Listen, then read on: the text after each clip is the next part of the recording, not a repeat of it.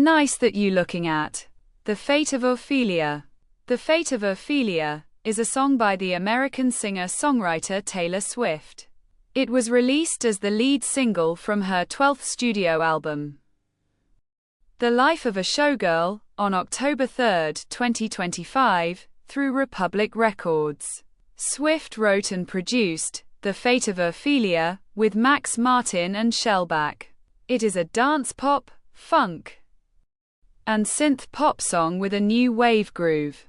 Its upbeat arrangement begins with a drum roll and minor piano chords, and progresses with steel guitars, synthesizers, omnichord, over a heavy bass line. Inspired by the plot of Ophelia, a character who drowns due to madness from grief and romantic rejection in William Shakespeare's tragic play Hamlet. The lyrics are about an honorable soulmate who saves Swift from meeting a destiny of death like that of Ophelia.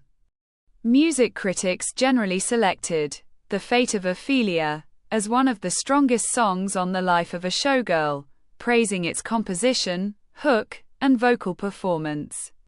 The single broke the global records for the most streamed song in a day and a week on the streaming platform Spotify. It topped the record charts in 30 territories across the Americas, Europe, and Asia Pacific, as well as the Billboard Global 200 chart. In the United States, it marked Swift's 13th #1 single on the Billboard Hot 100. Swift wrote and directed the music video, which premiered as part of the album launch event and filmed the official release party of A Showgirl. The video draws on various historical, cultural, and artistic inspirations of female performers, portraying Swift as showgirls throughout different periods of time and incorporating hints at other songs of the life of a showgirl. She worked with the Mexican cinematographer Rodrigo Prieto, the American choreographer Mandy Moore, and the Canadian production designer Ethan Tobman on the video, and cast her band and dance crew from the Eras tour. Both the song's lyrics and the video feature references to Swift's fiancé, the American football player Travis Kelce. On August 13, 2025, Taylor Swift announced her 12th studio album, The Life of a Showgirl, during an episode of Jason and Travis Kelce's podcast New Heights. The Fate of Ophelia was also announced that day as the album's opening track. Swift referenced William Shakespeare's play Hamlet during the podcast, noting the descent into madness and eventual death by drowning of the character Ophelia. 3. She also hinted that both the song's title and theme allude to Ophelia's tragic fate. The album's standard cover artwork was inspired by artistic depictions of Ophelia's death, particularly John Everett Millace's 1850s painting Ophelia, where the character is portrayed as lying in a body of water before drowning. On September 19, 2025, it was announced that the release of the album would coincide with the premiere of an 89-minute film event titled Taylor Swift, The Release Party of a Showgirl. During the announcement, it was revealed that The Fate of Ophelia would receive its own dedicated music video within the film. Along with behind-the-scenes footage from the video's production, the track was also confirmed as the lead single from The Life of a Showgirl through a post on Swift's official Instagram account. Swift wrote and produced The Fate of Ophelia with Max Martin and Shellback. The track was recorded at Shellback Studios and produced at MXM Studios, both in Stockholm, Sweden. The song is a synth pop, dance pop, and funk track, with a new wave groove.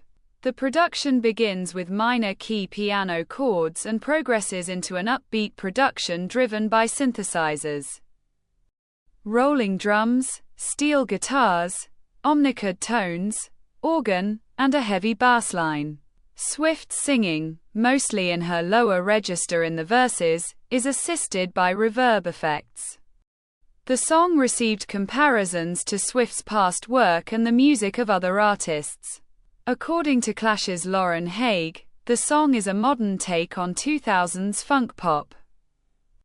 Reminiscent of Duffy's Mercy, 2008, and Adele's Rumor Has It, 2011.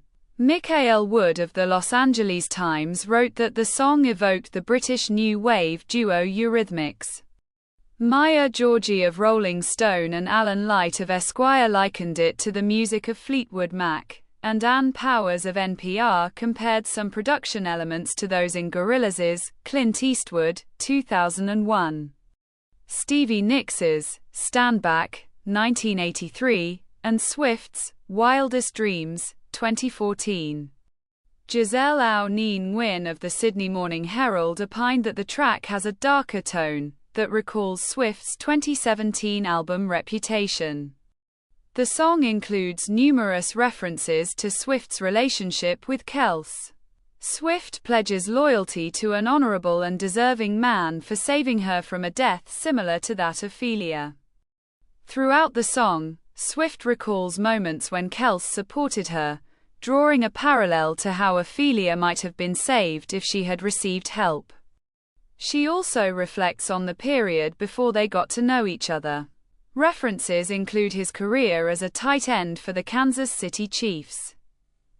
His public declaration with intent to court Swift on his podcast through comparison to a megaphone, nods to his team, and his frequent use of the phrase, "Keep it 100." The number 100 also symbolizes the sum of the couple's signature numbers, 13 and 87, both of which were referenced on Instagram and the New Heights podcast ahead of the release. She credits Kels with saving her from insanity, drowning, deception, and purgatory, brought on by past relationships and the isolation of fame, citing him as the reason she avoided an Ophelia-like fate. Tom Bryan of Stereogum and Jeff Nelson of People compared the song to Swift's Love Story, 2008, which was lyrically inspired by another Shakespearean tragedy, Romeo and Juliet. The Fate of Ophelia received a positive critical response, with plaudits for its melodic and catchy composition across the reviews. Maya Georgi of Rolling Stone commended the song's tantalizing melody and wondrous mix. The BBC's Mark Savage called it a crisp pop song with clever production details. Variety's Chris Willman hailed the throbbing, gleeful production delivered by Martin and Shellback it a glittering single. Ed Power of the Irish Times said the song exemplifies the classic Swiftian maneuver of cramming in not one chorus but two against a cascading synth groove. Wood and Nicole Fell of The Hollywood Reporter also praised the groove. Wood found it irresistible, while Fell described it as mellow but catchy. Pop Matters' Matthew Dwyer described it as a dynamic and slow-burning tune with a glamorous tension. Maria Sherman of the Associated Press, Anna Gacker of Pitchfork, and Carl Wilson of Slate named it a standout track from the life of a showgirl.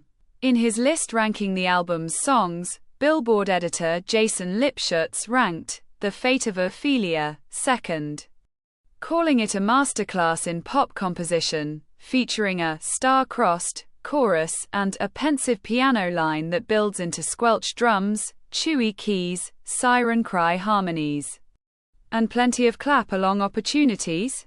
Powers praised the commanding drums, the dreamy keyboard, and the buoyant bass. Ludovic Hunter Tilney of the Financial Times admired the smooth transition from the piano to the upbeat bassline. Swift's vocals were also a subject of praise. Savage appreciated Swift's lingering vocal delivery in the song, as though she were too swept up in her feelings to continue.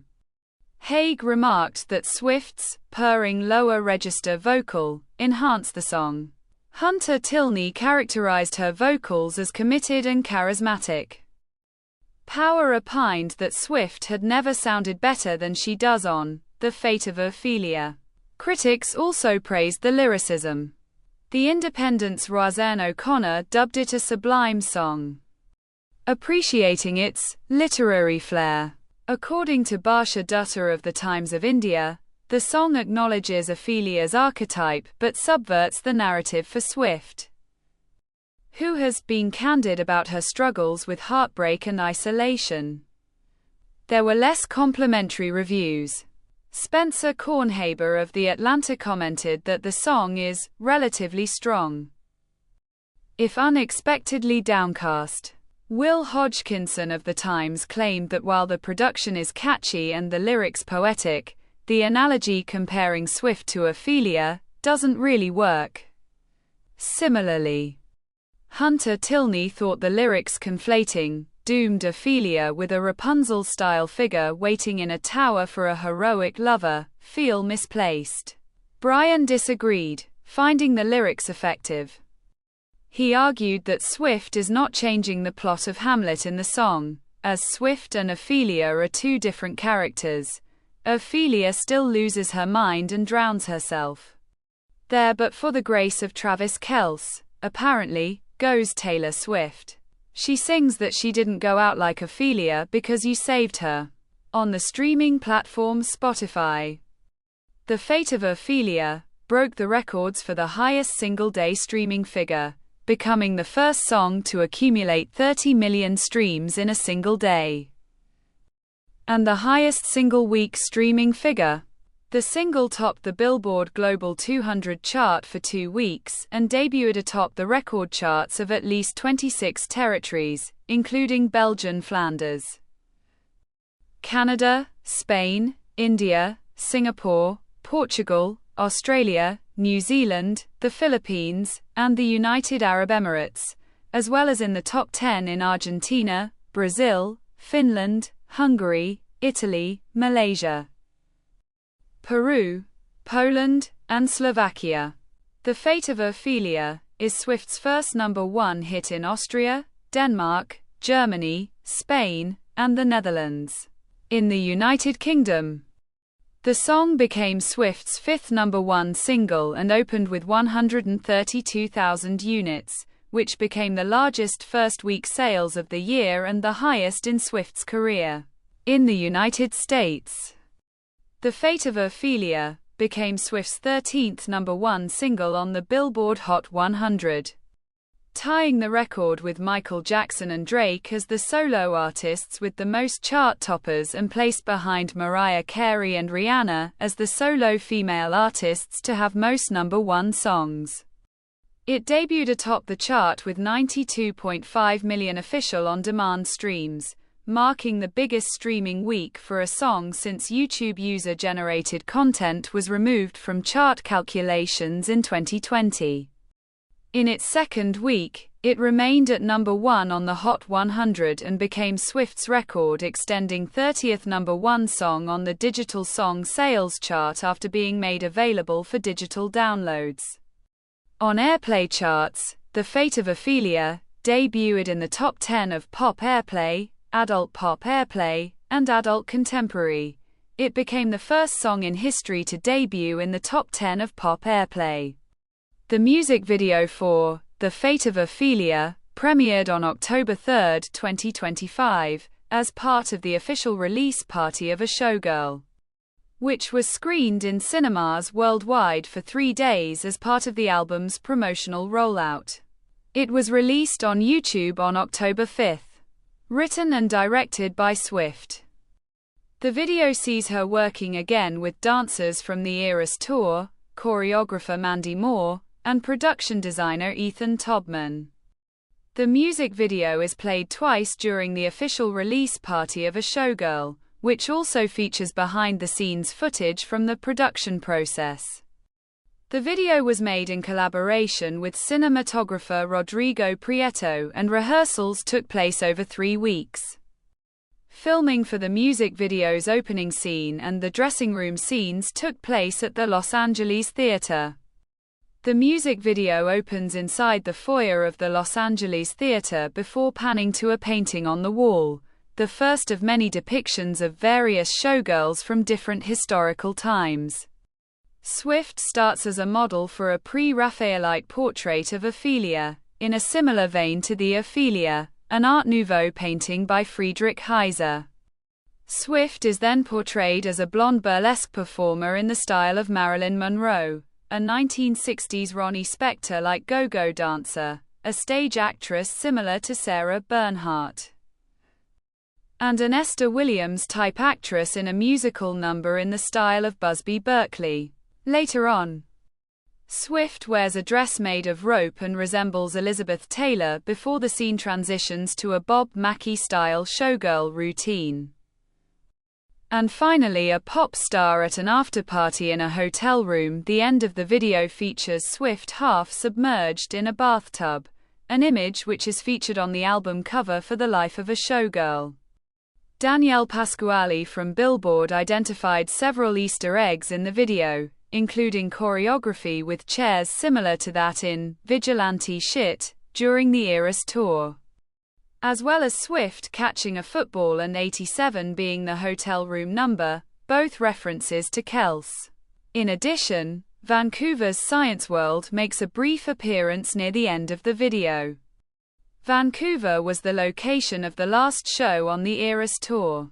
Visual references to other songs from the album include a chihuahua in a purse, actually romantic, an Oscar statuette on the bathroom floor, wish list, a piece of opalite by the bathtub, opalite, and a table with a peach and a pearl necklace, The Life of a Showgirl. K. Sue Neil Thomas of The Week opined that The Fate of Ophelia has become an unprecedented global phenomenon, spurred by its high art references, inspiration from 1960s stage productions, and its adult contemporary musical composition.